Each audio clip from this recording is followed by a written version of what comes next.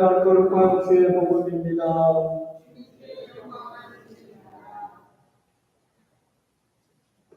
안식일 다음날 아직 동이 트기 전에 그 여자들은 준비해 두었던 향료를 가지고 무덤으로 갔다. 그들이 가보니 무덤을 막혔던 돌은 이미 굴러나 있었다. 그래서 그들은 무덤 안으로 들어가 보았으나 주 예수의 실체는 보이지 않았다. 그들은 어찌된 영문인지 몰라 어리둥절하고 있었는데 바로 그때에 눈부신 옷을 입은 두 사람이 그들 곁에 나타났다. 여자들은 그만 겁에 질려 감히 쳐다보지도 못하고 있었는데 그들은 여자들에게 너희는 어찌하여 살아계신 분을 죽은 자 가운데서 찾고 있느냐? 그분은 여기 계시지 않고 다시 살아나셨다. 그분이 전에 갈릴레아 계실 때에 무엇라고 말씀하셨느냐? 사람의 아들이 반드시 죄인들의 손에 넘어가 십자가에 처형되었다가 사흘 만에 다시 살아나리라고 하시지 않았느냐? 하고 말해줍니다. 이 말을 듣고 여자들은 예수의 말씀이 생각나서 무덤에서 발길을 돌려 11 제자와 그 밖에 여러 사람들에게 와서 이 모든 일을 알려줍니다. 그 여자들은 막달라 여자 마리아와 요한나와 또한 야곱의 어머니 마리아였다. 다른 여자들도 그들과 함께 이 모든 일을 사도들에게 말했다. 그러나 사도들은 여자들의 얘기가 부질없는 헛소리였니 하고 믿지 않았다. 그러나 베드로는 벌떡 일어나 무덤에 달려가서 몸을 굽혀 안을 들여다보았다. 그랬더니 수위 밖에는 아무것도 없었으므로 그는 어떻게 된 일인가 하고 이상히 여기며 집으로 돌아갔다. 이는 주의 복음입니다. 성부와 성자와 성령의 이름으로 아멘. 오늘 아침에는 말씀대로 살아나신 예수님이라고 하는 제목으로 함께 또 하나님의 말씀을 나누도록 하겠습니다. 할렐루야. 예수님께서 참으로 부활하셨습니다. 믿으시나요? 오늘 예수님께서 약속하신 대로 사망과 권세를 물리치시고 살아나셨습니다. 우리는 매년 부활절을 지킵니다. 혹시 우리는 부활절을 지키면서 하나의 상징적이나 교리적으로 이 부활을, 예수님의 부활을 생각하고 있지는 않습니까? 하지만 예수님은 옛날에 있었던 부활의 사건이 아닙니다. 예수님의 부활은 지금 이 순간에도 우리의 삶의 능력을 바꾸고 있습니다. 예수님은 전에도 여러 번 제자들에게 또 많은 사람들에게 말씀하셨습니다. 내가 고난을 받고 십자가에 달려 죽지만 사흘 만에 다시 살아날 것이라. 그런데도 제자들은 이 말씀을 믿지 못했다는 거예요. 오늘 이 여인들은 무덤을 찾아갔지만 예수님이 살아나셨다는 사실을 받아들이지 못했습니다. 그런데 천사가 이렇게 말합니다. 그분은 여기 계시지 않고 살아나셨다.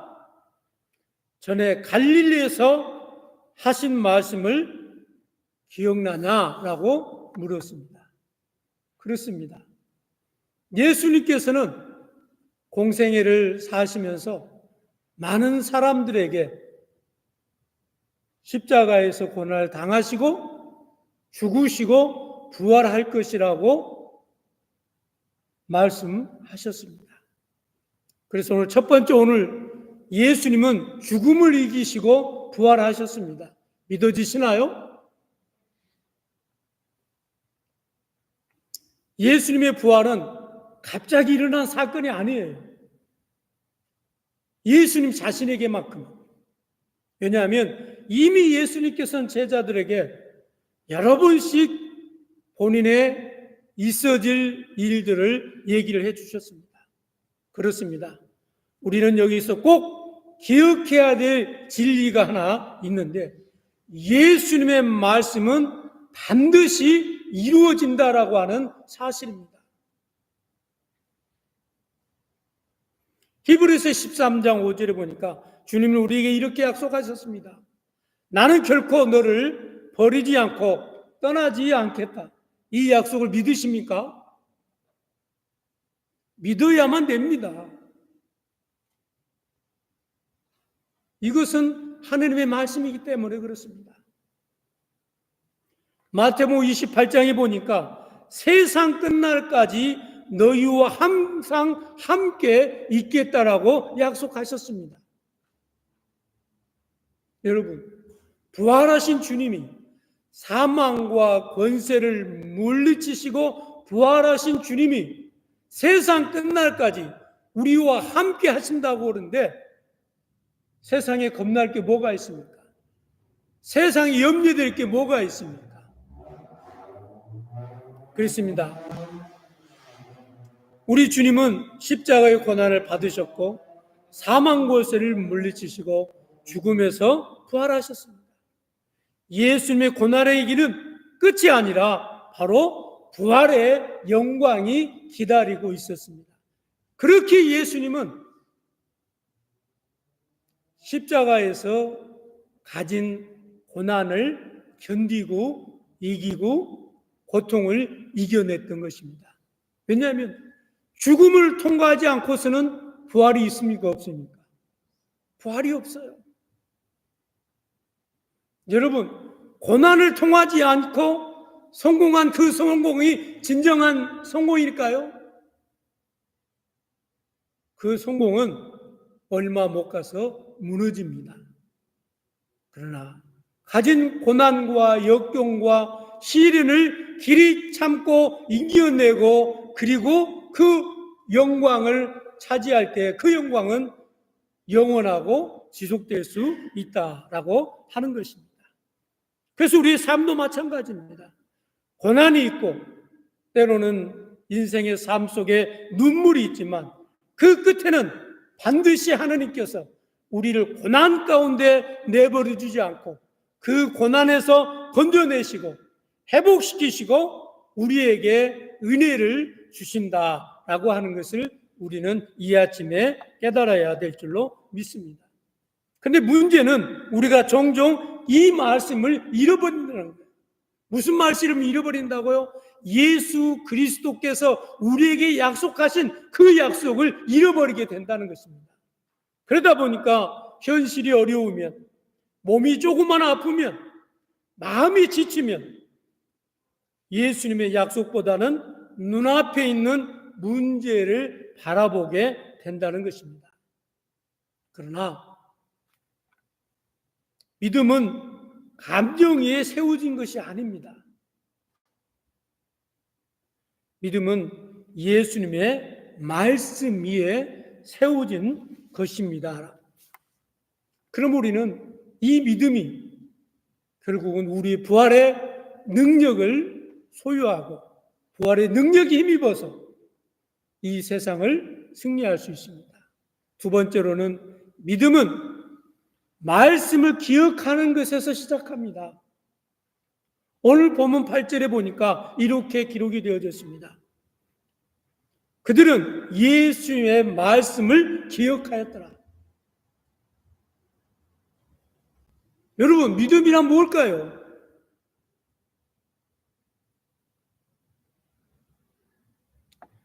우리는 종종 뭔가 특별한 느낌이 와야 그 믿음이 있다라고 생각을 합니다. 그런데 성경은 믿음은 기억에서 시작된다는 거예요. 다시 말하면 제가 목회를 하면서 교회가 열심히 교회 신자들이 헌신하고 봉사하고 전도해서 교회가 부흥하기를 그렇게 바랬어요. 그런데 사람들이 움직이지 않는 거예요. 근데 어떤 사람이 움직이지 않느냐? 교회에 오래 다닌 사람들이 우리 교회 초창기 개척교회 멤버들이 움직이질 않아요. 그 얼마나 미운지 말이에요. 그렇게 미울 수가 없어요. 근데 교회에 나온 지 얼마 안 된 분들이 전도하고 사람들 데려오고 교회에서 봉사하고 헌신하고, 그래서 부엌에서 일하는 사람들은 전부 다 새로운 분들, 몇 년 되지 않는 분들, 그리고 10년 이상 되신 분들은 전부 다 뒤에서 구경하고 막 있는 거예요. 그렇게 미워요, 그게. 그런데 교회가 시련이 찾아와지게 됐어요. 근데 그렇게 열심히 앞에서 봉사하고 헌신한 사람들은 어디 가고 없어. 그런데 그렇게 내가 믿고 얄밉던 사람들은 여전히 그 자리에 앉아 있는 거예요, 그게. 그래서 그때는 그 사람들이 얼마나 고맙고 얼마나 감사한지 그때 제가 느낀 거예요. 믿음이라고 하는 것은 바로 그런 거다. 하나님의 말씀을 묵상하고 그 말씀이 차곡차곡 쌓여진 그 생활이 습관이 되고, 습관이 그 사람의 삶이 되어지고, 그의 삶이 크리스천의 라이프가 되는 거라는 걸 알게 되어진 거예요. 그래서 그 뒤로는 팔짱 끼고 앉아있든 열심히 봉사든 다 제가 이쁘게 감사하게 자리에 그저 앉아있는 것만 해도, 교회 나온 것만 해도 감사하게 생각합니다. 그렇습니다. 오늘 본문의 여인들은 처음부터 부활하신 예수님을 본 것이 아니에요. 천사들의 말을 들은 후에 맞다, 예수님이 그렇게 말씀하셨지 하고 그 말씀을 기억할 때 비로소 그들이 예수님께서 부활했다고 하는 믿음이 생겨나기 시작했다는 겁니다. 그래서 성경 공부가 중요한 거예요. 그래서 매 주일마다 나와서 예배를 드리고 말씀을 듣는 것이 중요합니다. 우리의 신앙생활 하다 보면 기도도 했는데 응답이 없을 때가 있습니다. 삶이 어둡게 느껴질 때도 있습니다. 그럴 때 중요한 것은 하나님의 말씀을 다시 떠올리는 겁니다. 그래서 로마서 10장 17절에 이렇게 말합니다. 믿음은 들음에서 나고 들음은 그리스도의 말씀으로 말미암는다. 예수님의 말씀을 다시 떠올릴 때에 비록 상황은 그대로 있는지 몰라도 우리의 마음은 다시 새로워지고 믿음으로 다시 일어서게 되어진 거예요. 저는 여러분 아시다시피 시골에서 태어나서 시골에서 자랐습니다. 저희 집에 어머니가 콩나물 시루에다가 해서 콩나물을 기른 걸 많이 보고 자랐어요. 어머니가 자고 일어나면 콩나물 시루에다 물을 붓습니다. 물이 다 빠져요. 또 다시 밖에 나갔다 다시 들어와서 콩나물 시루에다 물을 줍니다. 그 물이 다 빠져요. 그런데 어느새 콩나물은 자랍니다. 그래서 밥상에 반찬으로 올라와 있습니다. 분명히 집어넣을 때는 콩이었는데, 그리고 어머니가 물을 부을 때 그 물이 다 밑으로 쏟아졌는데 어떻게 이 콩나물이 자랐는지. 여러분, 비록 콩나물에 물을 줄 때 그 콩나물 물이 다 밑으로 빠지지만, 그러나 그 물이 결국은 콩나물을 자라게 한다는 겁니다. 그래서 여러분, 신앙생활을 오래 하고 또 매 주일마다 나와서 예배하고 성경 공부 말씀을 들을 때 우리 자신도 모르게 우리 안에서 믿음이 자라고 성장하게 되어집니다. 그러나 평상시는 몰라요. 우리가 힘들고 어려울 때에 그 말씀이 생각납니다. 그리고 그 말씀을 붙잡게 되어진 거예요. 그리고 그 말씀을 휘어잡고 주님 앞에 기도하게 되어진 거예요. 그 말씀이 하나님께서 우리에게 주신 생명의 말씀인 것입니다. 그렇습니다. 혹시 지금 낙심하고 계신가요? 그렇다면 주님의 말씀을 다시 기억해 보십시오. 예수님이 살아계신 그 사실을 마음속에 한번 되새겨 보십시오. 하나님의 말씀을 기억할 때 우리 안에 믿음의 역사가 시작됩니다. 믿음이 우리 안에서 역사할 때 불가능하게 보이던 모든 것이 부활의 은총으로 다시 삶 가운데 체험되게 되어집니다. 마지막 세 번째로, 부활을 믿으면 우리의 삶의 태도가 변하게 되어집니다.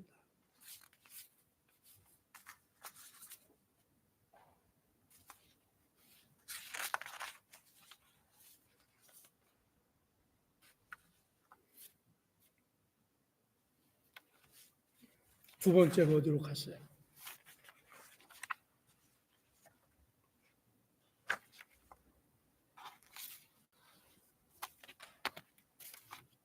설교를 짧게 하라고 두 번째 이렇게 어디로 사라졌어요? 그 세 번째로 갑니다. 네.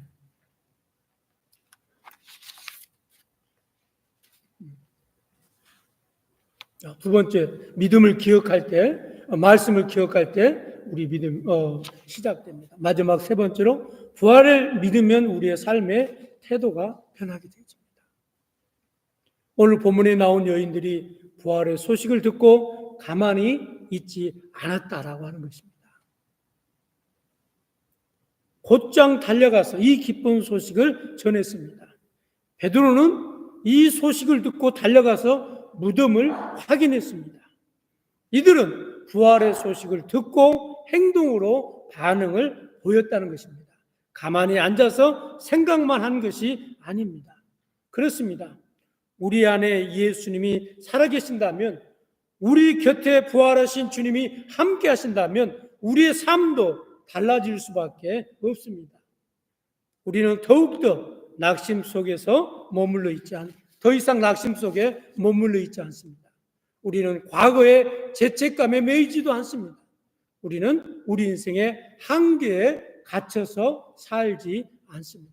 왜냐하면 예수님의 부활은 단지 죽음 이후의 소망만이 있는 것이 아니기 때문에 그렇습니다. 지금 이 자리에 우리의 삶을 변화시키는 능력이 있기 때문에 그렇습니다. 여러분, 지금도 여러분은 예수님의 부활이 2000년들에 있었던 사건으로만 이해하고 계시나요? 아닙니다. 지금 이 순간에도 부활하신 주님의 부활의 능력이 우리의 삶을 이끌고 우리의 삶을 인도하고 우리의 삶을 주장하고 있다고 하는 사실을 우리는 부활 아침에 기억해야 될 줄로 믿습니다. 말씀의 결론을 맺습니다. 그러므로 예수님은 말씀한 대로 부활하셨습니다. 그 말은 지금 이 순간에도 하느님은 살아계시고 우리를 회복시키시고 계신다는 것입니다. 누가복음 24장의 여인들처럼 주의 말씀을 기억합시다. 그리고 믿음으로 그 말씀을 붙잡읍시다. 그리고 불신앙의 마음을 품고 살아간다면, 부활의 신앙을 마음에 품고 살아간다면 절망 속에서도 다시 일을 쓸 수 있습니다. 어떤 고난 속에 있더라도 다시 걸어갈 수 있습니다. 왜냐하면 부활하신 주님이 지금 우리와 함께 계시기 때문에 그렇습니다. 사랑하는 여러분, 주님은 부활하셨습니다. 지금도 우리 안에 살아 계십니다. 여러분의 마음속에 부활의 소망으로 함께 하고 계십니다. 할렐루야. 부활하신 주님을 오늘 아침에 찬양합시다. 성부와 성자와 성령의 이름으로.